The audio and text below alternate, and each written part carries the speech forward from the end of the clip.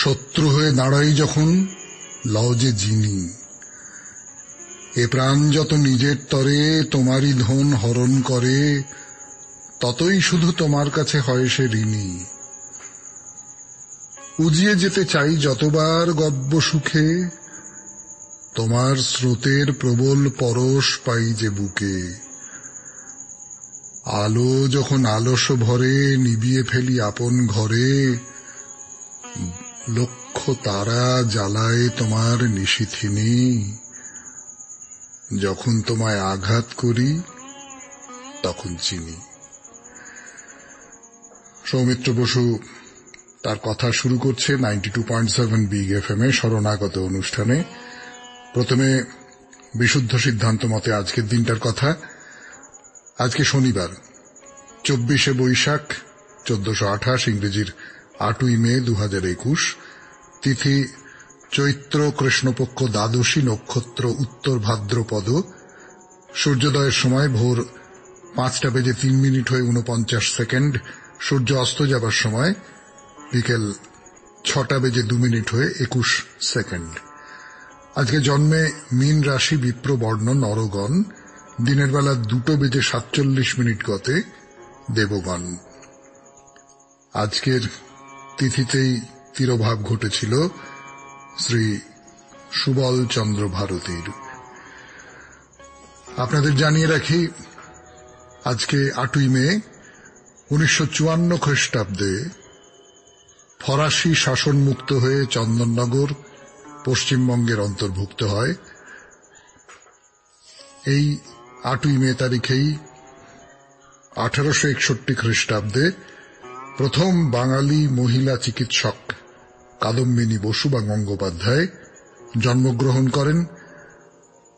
1962 খ্রিস্টাব্দে রবীন্দ্রনাথের 101 জন্মদিবসে জোড়াসাঁকো ঠাকুর বাড়িতে রবীন্দ্র ভারতী বিশ্ববিদ্যালয়ের উদ্বোধন হয়।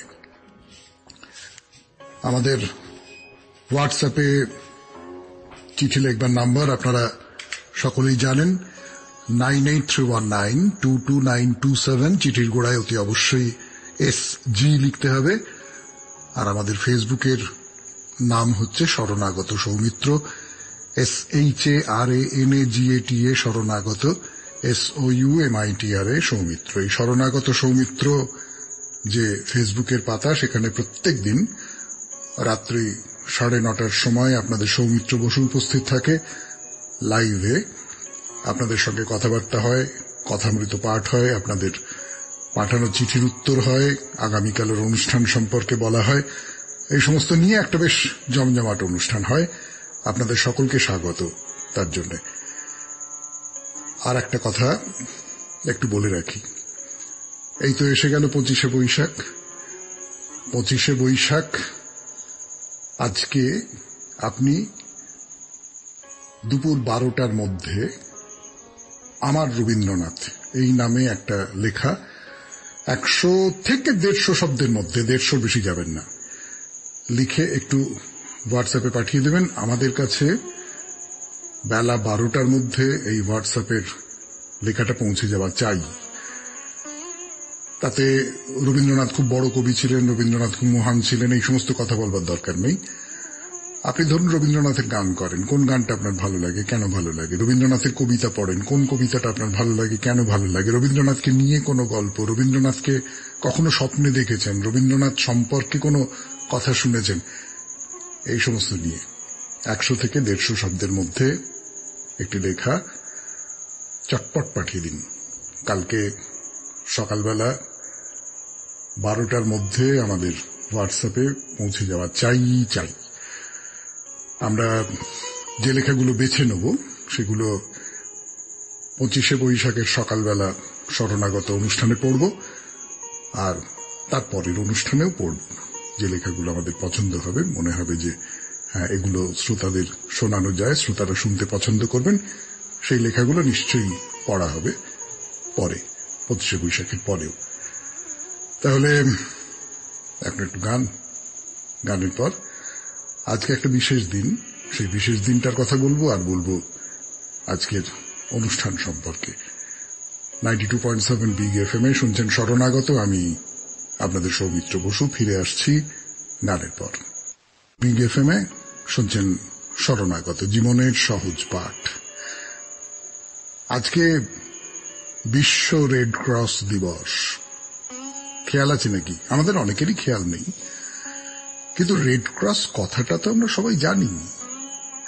সারা পৃথিবী জুড়ে এই সংগঠন মানুষের সেবা কাজ করে চলেছে এবং তাদের অসামান্য কাজের স্বীকৃতি হিসেবে আজকের এই দিনটাকে বেছে নেওয়া হয়েছে বিশ্ব রেড ক্রস দিবস হিসেবে। তার একটা কারণও আছে। আজকের দিনেই জন্ম হয়েছিল এই রেড ক্রস সোসাইটির প্রতিষ্ঠাতা হেনরি ডুনার্টের। তার সম্মানেই আজকের এই বিশেষ দিনটিকে এই অভিধা দেওয়া হয়েছে। আমি খুব সংক্ষেপে, বেশি বলবার তো অবকাশ নেই, রেড ক্রসের আদর্শ যেগুলো সেইগুলো বলি। সেগুলো হলো humanity, ইম্পার্শিয়ালিটি, neutrality, independence, voluntary service, unity এবং ইউনিভার্সালিটি। এর উপর ভর দিয়ে দাঁড়িয়ে আছে আমাদের রেড ক্রস। আজ তার দিন। আজকের অনুষ্ঠান সম্পর্কে বলি। প্রথমে তো পুরাণ চিরন্তন। পুরাণ চিরন্তনে আমরা একটি গল্প বলছিলাম, নারদীয় পুরাণের একটি গল্প, মালি বলে একটি ছেলের গল্প। সেই মালি বলে ছেলে বনে জঙ্গলে থাকে, নেশা ভাঙ করে, কাঁচা মাংস খায়। তার সঙ্গে একটি মেয়ে এসে জুটল। সেই মেয়েটাকে সে বিয়ে করলো এবং দুজনে মিলে খুব দিব্য আছে। এমন সময় কি কাণ্ড হলো সেইটা নিয়ে আমরা কথা বলবো। তাহলে এই হলো পুরাণ চিরন্তন। এরপর প্রণমী তোমারে। প্রণমী তোমারেতে মাদাম কালভে, শোকাতাপা মানুষ বলতে যেটা বোঝায়, তিনি স্বামীজির কাছে গেছেন এবং স্বামীজি তাকে কিছু উপদেশ দিয়েছেন। তার সূত্র ধরে কালভের সঙ্গে স্বামীজির সম্পর্ক নিয়ে দুটো চারটে কথা বলবো। তারপরে চলে যাব হে মহাজীবন এই পর্যায়ে। হে মহাজীবনে আমরা গতদিনে যার কথা বলেছিলাম, একজন প্রখ্যাত সাহিত্যিক ছদ্মনামে লিখতেন, তার নাম শোনাবো আপনাদের। এবং আজকে আরেকজন নতুন মানুষের কথা বলবো, একজন চিত্রকর, খুব খুব খুব বড় মাপের চিত্রকর। গোটা পৃথিবীতে শ্রেষ্ঠ যে কজন চিত্রকর আছেন তাদের মধ্যে অন্যতম। তারপর তো আপনাদের চিঠিপত্রের উত্তর আছে এবং শেষে বাইরে দূরে। বাইরে দূরেতে আমরা শ্রীলঙ্কায় আছি এখন। শ্রীলঙ্কায় থিরুকোনামালাইয়ের কোণেশ্বর মন্দির, সেই মন্দিরের কথা বলবো। তাহলে আপাতত গান। গানের পর 92.7 বিগ এফএম এ শরণাগত অনুষ্ঠানে সৌমিত্র বসু আবার ফিরে আসবে পুরাণ চিরন্তন নিয়ে, নারদীয় পুরাণের গল্প। এখন গান শুনুন। এই মালি বলে একটি ছেলের কথা বলেছিলাম গতদিন। রাজা সুমতি ঋষি বিভাণ্ডককে বলছেন সেই মালির উপাখ্যান। মনে করিয়ে দিই, বকে যাওয়া ছেলে, চুরি চামারি নেশা ভাঙ কোনো কিছুতেই বাদ নেই। শেষে তাকে জঙ্গলে পালিয়ে যেতে হলো। বনে গিয়ে সে প্রথম দিকে খুব অসুবিধায় পড়েছিল, কিন্তু আস্তে আস্তে বুনো জন্তু মেরে কাঁচা মাংস খাওয়া অভ্যেস করে ফেলল। কিন্তু আর একটা অভ্যেস হয়ে গেল, যে হয়ে আছে অনেকদিন ধরে, সেটা হচ্ছে নেশা করা। বনের মধ্যে তার যোগান কোথা থেকে পাবে? পাবে রাস্তা মিলল। বনের মধ্যে নানান রকম গাছ আছে, নানান রকম ফল আছে। খেয়ে খেয়ে খেয়ে খেয়ে দেখলো, রে এর কোনোটা খেলে তো দিব্যি নেশা হয়। বাস, আর কি চিন্তা। বনের মধ্যে দিব্যি আছে মালি, খাওয়া পড়া থাকা, একটা আস্তানা বানিয়ে নিয়েছে, কোনো সমস্যা নেই। নেশা করারও কোনো সমস্যা নেই। বেশ কেটে যাচ্ছিল। হঠাৎ সেই বনে একজন নতুন মানুষের আবির্ভাব হল। আবির্ভাবই বটে। মালি তো প্রথমে তাকে দেখে পেতনি টেতনি করছে কিছু ভেবেছিল। হয়েছে কি, ওইখানে একটা ভাঙাচোরা মন্দির টন্দির আছে, জনমানব শূন্য পরিত্যক্ত। তো মালি মন্দির পরিষ্কার করছিল, হঠাৎ মুখ তুলে দেখে সেই মূর্তি। পরনে একটা 7 বাস্টে ময়লা কাপড়, গন্ধে বমি উঠে আসে। মাথা ভর্তি খড়খড়ে শুকনো চুল, হাড় কখানার উপরে কোন রকমের চামড়া জড়ানো, আর কোটরের মধ্যে থেকে চোখ দুটো শুধু ধকধক করে জ্বলছে। মালি প্রথমে ভয় পেয়ে গিয়েছিল, তারপর বলল, এই তুই কে, এখানে কোথা থেকে এসছিস? সে মেয়েটা বলল, আমি একজন ব্যাধের মেয়ে, আমার নাম কোকিলিনী। কোকিলিনী? তুই এখানে কেন? বিয়ে হয়েছিল কিন্তু বর মারধর করে তাড়িয়ে দিয়েছিল। তারপরে সে একটা কাণ্ড হয়েছে, আমি দূর থেকে তোমাকে দেখি, কাছে আসতে সাহস হয় না, আজকে চলেই এলাম। আমাকে এখানে থাকতে দেবে? মালি বলল, বর তাড়িয়ে দিয়েছিল? বর তাড়িয়ে দিয়েছিল বলে একবার জঙ্গলের মধ্যে চলে এলি? ঠিক করে বল, কি হয়েছিল? কোকিলিনী বলল, আসলে ছোটবেলা থেকেই আমার খুব মুখ, যাকে যা নয় তাই বলে দিই। বাবা মা অনেক সামলাবার চেষ্টা করেছে, কিন্তু কোনো ফল হয়নি। বিয়ে হয় তো বরের সঙ্গে ঝগড়া, তো একদিন এমন রাগ হলো যে তাকে খুন করে ফেললাম।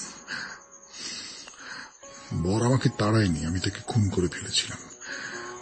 তখন গাঁয়ের লোক আমাকে মারতে মারতে গাঁ থেকে তাড়িয়ে দিয়েছে। মালিক তো শুনে খুব মজা লাগলো, রে আমিও গাঁয়ের লোকের মার খেয়ে এখানে চলে এসেছি, এও তাই, তাহলে তো এর সঙ্গে আবার জমবে ভালো। তো মুখে খুব গম্ভীর ভাবে বলল, বুঝলাম, তা থাকবি থাক, খারাপ কি, সারাদিন একা একা থাকি, যা হোক তবু তোর সঙ্গে একটু কথা বলা যাবে। তাহলে কি, চল বিয়ে করে ফেলি। বিয়ে আর কি, জঙ্গলের মধ্যে হয়ে গেল বিয়ে, দুজনে দিব্যি আছে।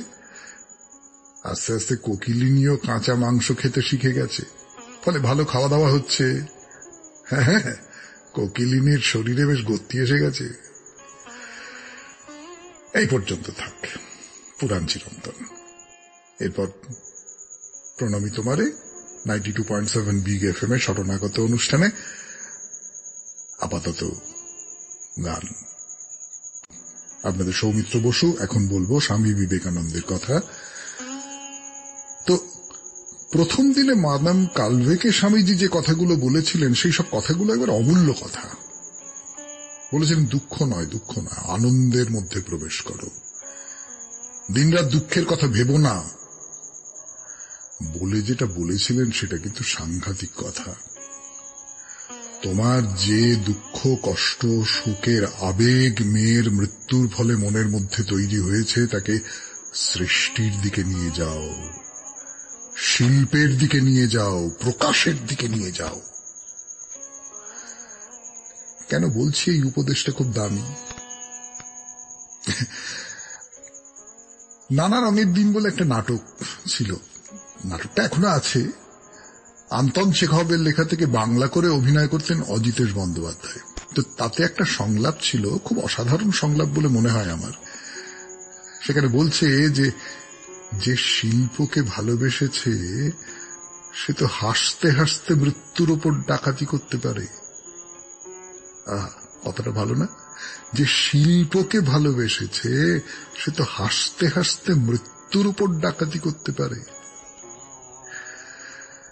একটু গান শুনুন, গানের পর ফিরে আসছি 92.7 বিগ এফএম এর শরণাগত অনুষ্ঠানে। আমি আপনাদের সৌমিত্র বসু। যা বলছিলাম আপনাদের, এই যে স্বামী বিবেকানন্দ মাদামকে বলছেন যে তোমার যা কিছু শোক, যা কিছু দুঃখ, সেই সমস্তটা তুমি শিল্পের দিকে নিয়ে যাও। সে কথাই বলছিলাম তো 92.7 বিগ এফএম এর শরণাগত অনুষ্ঠানে।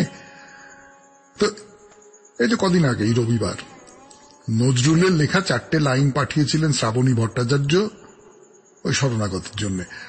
আমার আখি পাতায় নাই দেখিলে আমার আখি জল, আমার কণ্ঠের সুর অশ্রুভারে করে টলমল। অর্থাৎ আমার চোখের পাতায় চোখের জল দেখতে পাবে না, আমার গানের মধ্যে সেই চোখের জল দেখতে পাবে। এ তো রবীন্দ্রনাথ করেছেন।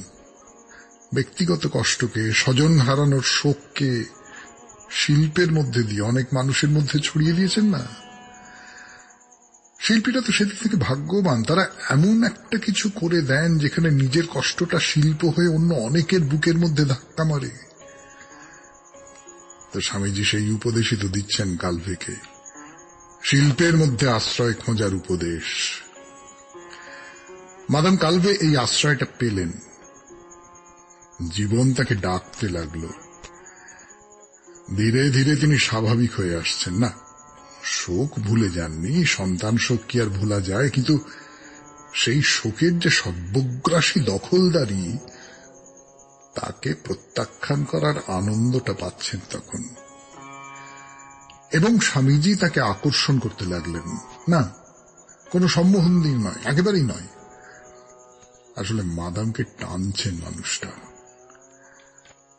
তার অসম্ভব দৃঢ় একটা স্বভাব, তার আচার আচরণের মধ্যে একটা অদ্ভুত পবিত্র ধরন, যেন এই মানুষটিকে কোনো পাপ কখনো স্পর্শ করতে পারবে না।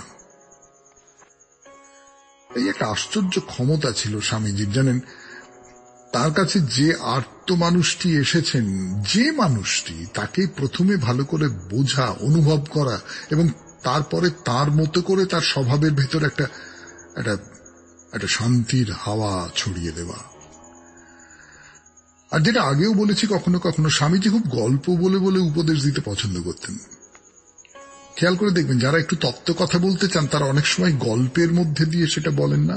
হ্যাঁ, তো একদিন জন্মান্তর নিয়ে কথা হচ্ছে। স্বামীজি কিন্তু পূর্বজন্ম, জন্মান্তর এসব বিশ্বাস করতেন। এখন জন্মান্তর হলে কি হয়, আমরা তো আগের জন্মের কথা ভুলে যাই, তাই তো, কিচ্ছু মনে থাকে না। মানে জাতিস্বরের কথা বাদ দিচ্ছি আমি। একটা নতুন খাতা, একটা নতুন জীবন, আগেরটার সঙ্গে তার কোন রকমের সম্পর্ক নেই। মাদাম কিন্তু এর কল্পনাতেই একেবারে শিউরে উঠলেন। বললেন, আমি থাকবো, কিন্তু ঠিক সে এই আমি নই।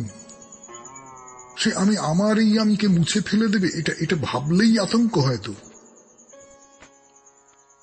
স্বামীজি সেই আতঙ্কের কথা শুনলেন, তারপর বললেন, আজ তোমাকে একটা গল্প শোনাবো, বসো। কি গল্প? বৃষ্টি হচ্ছে সমুদ্রের ওপরে। তো বৃষ্টির এক ফোঁটা জল সমুদ্রে পড়েছে, হঠাৎ শোনা গেল কে যেন কাঁদছে। কে কে কাঁদে? ওই যে বৃষ্টির জলের একটি ফোঁটা, সে খুব হাউ হাউ করে কাঁদছে। কেন কাঁদছে? না, আজকে আর বলবো না, আগামীকালও বলবো না, কেননা আগামীকাল তো 25শে বৈশাখ। তারপরের দিন সোমবার বলবো এই গল্পের শেষ অংশটুকু। আপাতত গানের পর হে মহাজীবন 92.7 বিগ এফএম এ শরণাগত অনুষ্ঠানে আমি আপনাদের সৌমিত্র বসু। বিগ এফএম এ আমি আপনাদের সৌমিত্র বসু এখন শোনাবো হে মহাজীবনে গতদিন যার কথা বলেছিলাম তার নাম। কার কথা? ছাপাখানায় কাজ করেছেন, নিজে তো প্রচুর বই লিখেছেন বটেই, লেখক হিসেবেই তার খ্যাতি। কিন্তু যার কথা বলছিলাম তিনি মনে মনে ছিলেন একজন নাবিক। হ্যাঁ, জাহাজ চালানো শিখেছিলেন তিনি। মিসিসিপি নদীর সব অলিগলি সমস্তটা জানা ছিল তার। এই বাষ্পচালিত জাহাজ তার ভাইকে খেয়েছে।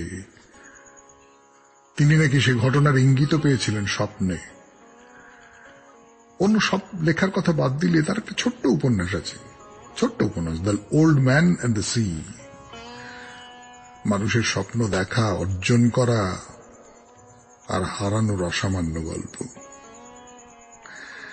মানুষটির নাম স্যামুয়েল ল্যাংহর্ন ক্লেমেন্স। কি নামটা একেবারেই চেনা লাগছে না তো? তাতে কোনো অন্যায় নেই, কেননা সে নামে কেউ তাকে চেনে না।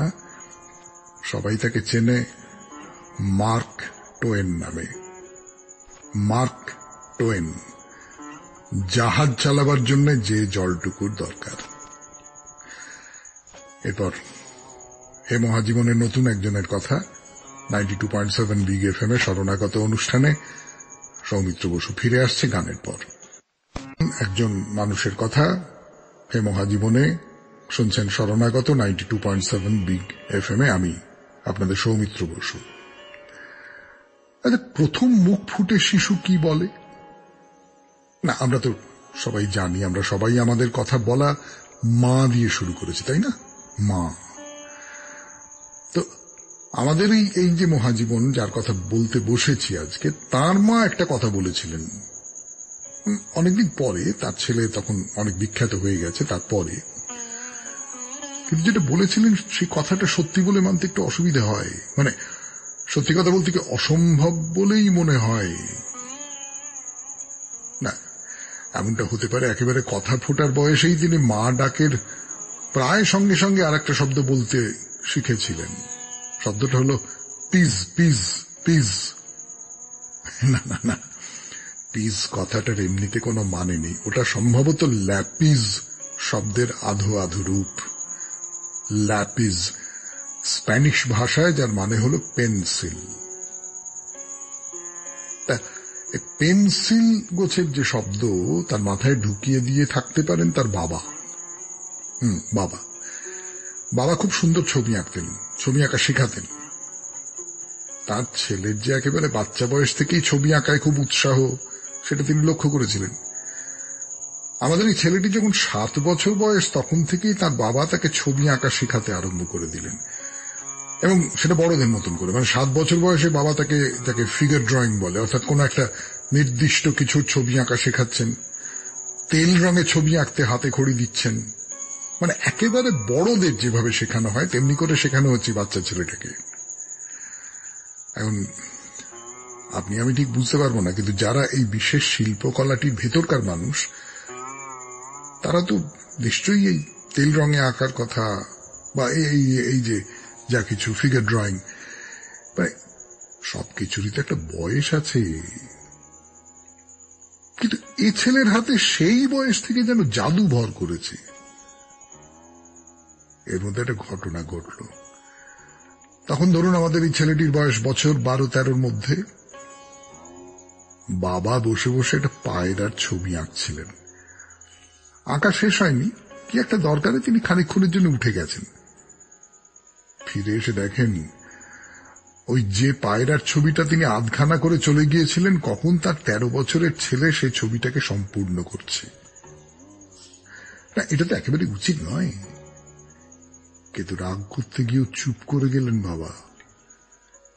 তার ভেতর থেকে কে যেন বলে দিল, তোমার এই ছেলে কিন্তু 13 বছর বয়সেই ছবি আঁকায় তোমাকে অতিক্রম করে গেছে।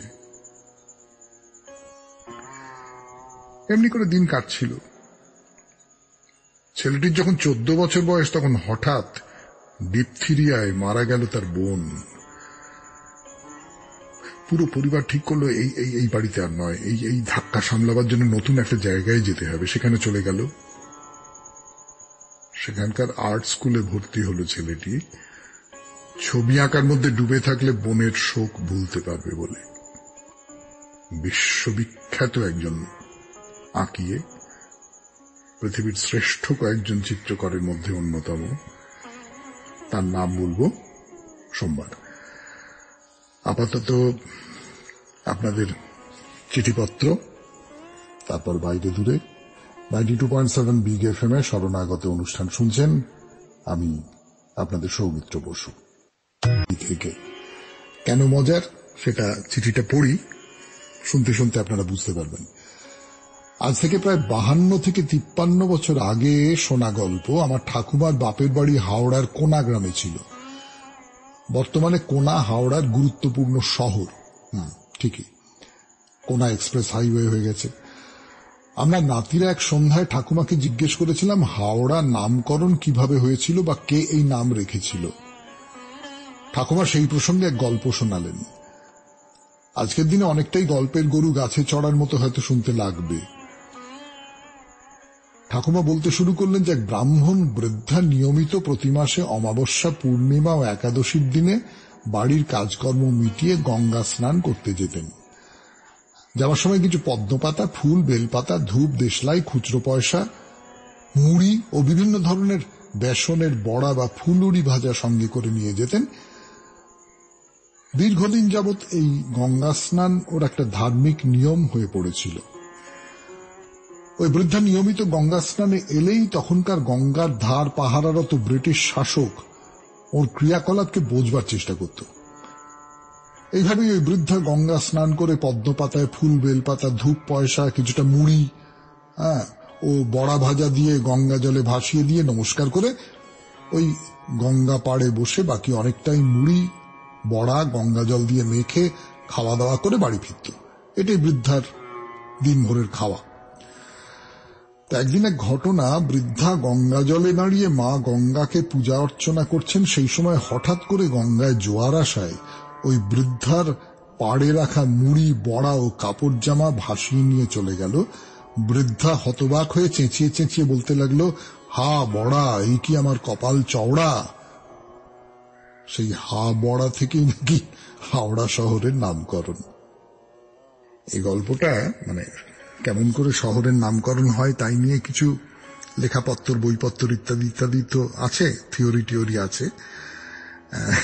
এই গল্পটা কিন্তু এইরকম কোন থিওরির মধ্যে পড়ছে না, বা এই গল্পটা আমি শুনিও নি আগে। তবে মজার গল্প, এইটুকু বলতে পারি। বিমলবাবু, অনেক ধন্যবাদ আপনাকে। এর পরের যে চিঠিটা পড়ব সেটি হচ্ছে বানাসুরের কথা। পুরাণকালে বানাসুর নামে এক শিবভক্ত ছিলেন। তিনি প্রতিদিন 1000 শিবলিঙ্গ বানিয়ে পুজো করে নর্মদার ওঙ্কার ক্ষেত্র ধাবড়ী কুণ্ডে বিসর্জন দিতেন। ধাবড়ী কুণ্ড ছিল অসুররাজ বানের যজ্ঞস্থলী। বানাসুরের এই ভক্তিনিষ্ঠা দেখে মহাদেব খুব প্রসন্ন হন। একদিন বানাসুর শিব ঠাকুরকে বলেন, প্রভু, রোজ রোজ তোমার এত রূপ গড়তে গড়তে আমার হাত ব্যথা হয়ে গেল। শিব তখন বললেন, ঠিক আছে, আমি নিজেই পর্বত ও নর্মদার জলে ঘূর্ণন এবং ঘর্ষণে নিজেকে তৈরি করব, আর পরম ভক্তের নাম নিজের নামের সাথে জড়িয়ে নাম দিলেন বানলিঙ্গ। নর্মদার প্রবাহ পথে একমাত্র ধাবড়ী কুণ্ডে সৃষ্ট লিঙ্গই বানলিঙ্গ। একমাত্র বানলিঙ্গের প্রাণ প্রতিষ্ঠা করতে হয় না। বানলিঙ্গের আকৃতি পাকা জাম বা হাঁসের ডিমের মতো। এর রং সাধারণত মধুর মতো সাদা, নীল এবং মরকত দুটি সম্পন্ন হয়। এই চমৎকার পৌরাণিক বিবরণটি পাঠিয়েছেন সবরী সরকার, আগরপাড়া, উত্তর 24 পরগনা থেকে। অনেক ধন্যবাদ সবরী দেবী। একটা গল্প তো জানা হলো আমাদের, এবং বেশ অন্যরকম গল্প, সুন্দর লেগেছে। তাহলে চিঠিপত্রের পালা আজকের মতো শেষ। এরপর বাইরে দূরে 92.7 বিগ FM এ শরণাগত অনুষ্ঠানে আমি আপনাদের সৌমিত্র বসু বলছিলাম থিরুকোনামালাই কোণেশ্বর মন্দিরের কথা। তাই নিয়ে এটা ওটা কথাবার্তা চলছিল 92.7 বিগ FM এ শরণাগত অনুষ্ঠানে। তাহলে এবার মন্দিরের কথায় আসি। শ্রীলঙ্কার আর একটা খুব খুব বড় মাপের মন্দির এটা, এই থিরুকোনামালাই কোণেশ্বর মন্দির। বহু প্রাচীনকালের মন্দির, ধরুন প্রায় 2000 বছরের মতো হবে। সে কোন চোল রাজাদের আমলে তৈরি। মুখ্যত শিব মন্দির, কিন্তু মুন্নেশ্বরমের মতো এখানেও পঞ্চদেবতার আরাধনা করা হয়। আর যেটা বলবার, মন্দিরটা দেখতে মানে অপরূপ অপরূপ অপরূপ বললে কম বলা হয়। একেবারে সমুদ্রের ধার থেকে সোজা উঠে গেছে একটা পাহাড়, তার উপর এই মন্দির, একদম নীল জলের মাঝখানে, ফুলের মতন লাগে দেখতে। ফলে এর যে গঠনের ধরনের স্থাপত্য যাকে বলে, তার মধ্যে নানান রকম ধরন এসে মিশেছে। বেশ কিছুটা দ্রাবিড়ীয় ছাপ আছে এর মধ্যে জায়গায় জায়গায়। সেটা পণ্ডিতি কথার মধ্যে ঢোকবার বিদ্যে আপনাদের এই সৌমিত্র বসুর নেই। আমরা বরং খুব সামান্য দু একটা কথায় এই মন্দিরের একটা অসম্পূর্ণ পরিচয় দেবার চেষ্টা করব আপনাদের। কিন্তু তার আগে একটু গান শুনে নিলে মন্দ হতো না। 92.7 বিগ FM এ শরণাগত অনুষ্ঠানে আমি আপনাদের সৌমিত্র বসু। যেটা খুব ছোট করে বলবার, মানে না বললেই নয়, সেটা হলো এই মন্দিরের যে স্থাপত্য, তাকে বলতে পারেন প্রাচীন শ্রীলঙ্কার শ্রেষ্ঠ মন্দির স্থাপত্যের একটি। বিশেষ করে যেটা বলবার, এখানে আছে একটা মণ্ডপ, যে মণ্ডপটা খুব বিখ্যাত, সবাই জানেন এর কথা, এবং তার থামের সংখ্যা হচ্ছে 1000। হ্যাঁ, 1000টা থাম। তাহলে ভাবুন কত বড়, আর তেমনি কারুকার্য। চারপাশে ছড়িয়ে আছে অসংখ্য মূর্তি। মূর্তি মানে সে প্রাচীন মূর্তি। সামনে এসে দাঁড়ালে আপনাকে কোন দূর ইতিহাসে নিয়ে যাবে। এই যে গোপুরম, মানে ঢোকবার জায়গাটা, সে আবার দেখবার মতন জায়গা। তার সামনেই বিশাল একটা সোনালী রঙের শিবের মূর্তি ধ্যানস্থ, বিশাল বিশাল। তার পাশ দিয়ে মন্দিরে প্রবেশ করতে হবে আপনাকে। যাবার পথে পরপর পরপর পড়বে মন্দির, ভদ্রকালী, গণেশ, বিষ্ণু, থিরুমল, সূর্য, রাবণ, অম্বাল, শক্তি, মুরুকান। বুঝতেই পারছেন এদের মধ্যে সবাই আমাদের পরিচিত দেবতা নন, না তা তো হওয়ারই কথা। শ্রীলঙ্কার সঙ্গে ভারতের খুব গভীর সংযোগ ছিল একটা সময়, কিন্তু তাদের তো নিজস্ব সংস্কৃতি, নিজের মতন করে বেড়ে ওঠা, নিজের মতন করে বেড়ে ওঠার ধর্ম থাকবেই। তার সঙ্গে আমাদের কোথাও কোথাও মিল থাকবে, কোথাও থাকবে না। যাই হোক, এইসব দেবদেবীদের মধ্যে বলা ভালো সবচেয়ে প্রধান, সবচেয়ে উঁচুতে আছেন কিন্তু শিব। সমুদ্রের নীল জল থেকে উঠে আসা এমন একটা মন্দির, এই যে বারবার আক্রমণের লক্ষ্য হবে তা তো বুঝতেই পারছেন। মন্দিরটা এমন জায়গায় যেখান থেকে সমুদ্রের উপর লক্ষ্য রাখা খুব সহজ, তাই নানাভাবে আক্রমণ হয়েছে, আবার নতুন করে গড়ে তোলা হয়েছে একে যুগে যুগে। কখনো কখনো প্রাকৃতিক কারণেও ক্ষতি হয়েছে, তাও মেরামত করে নেওয়া হয়েছে। এই ধরুন 1950 সাল নাগাদ বেশ কিছু মূর্তি অভিযান করে খুঁজে বার করা হয় জলের তলা থেকে। সম্ভবত প্রাকৃতিক বিপর্যয়ে একটা অংশ জলের তলায় ভেঙে পড়েছিল। যাক, মন্দিরের কথা তো অনেক হলো, এইবারে বলি এই মন্দিরের পেছনে যে গল্পগুলো রয়েছে তাদের কথা। যেমন একটা বিশ্বাস হলো এই যে কোণেশ্বর, একে নাকি স্বয়ং দেবরাজ ইন্দ্র পুজো করতেন। তখন শ্রীলঙ্কা তো রাবণের জায়গা, আর রাবণ ছিলেন শিবভক্ত। সেই রাবণ আর তার মা নাকি লিঙ্গরূপী এই দেবতার পুজো করতেন। শুধু পুজো করা নয়, রাবণ কৈলাস থেকে এখানে এই লিঙ্গটি বয়ে নিয়ে এসেছিলেন। না, শুধু এইটাই বয়ে নিয়ে এসেছিলেন এমনটা নয়, রাবণ মোট 69টা শিবলিঙ্গ কৈলাস থেকে শ্রীলঙ্কায় বয়ে নিয়ে আসেন। এই মন্দিরে রাবণের একটা বিশাল মূর্তি আছে, দেখবার মতো, সমুদ্রের ধারে। এইবারে আপনাদের বলতে ইচ্ছে করছে আর একটা কিংবদন্তির কথা, সে একটা ভয়ঙ্কর অভিশাপের কথা। কিন্তু না, আজকে নয়, আজকে শরণাগত শেষ হচ্ছে। আপনাদের জানিয়ে রাখি আমাদের হোয়াটসঅ্যাপে চিঠি পাঠাবার নাম্বার 9831922927। চিঠির গোড়ায় অতি অবশ্যই SG লিখতে হবে। আর আমাদের যে ফেসবুকটা আছে তার নাম শরণাগত সৌমিত্র, SHARANAGATA শরণাগত, SOUMITRA সৌমিত্র। এই শরণাগত সৌমিত্র পাতায় আমি প্রত্যেক রাত্রি 9:30টার সময় আপনাদের মুখোমুখি হই লাইভ।